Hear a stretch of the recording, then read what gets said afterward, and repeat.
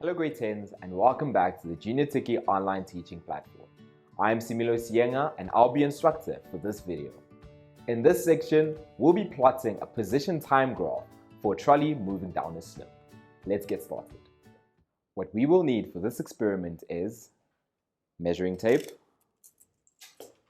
a trolley, or in this case an M4, and something to keep time with.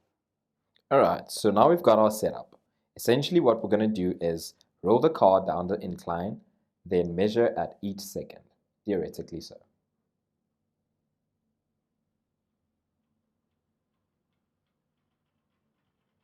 So, even though we can't physically measure the distance that the car travels or the trolley travels down the slope at each second, we can get theoretical values from your graph or your textbook.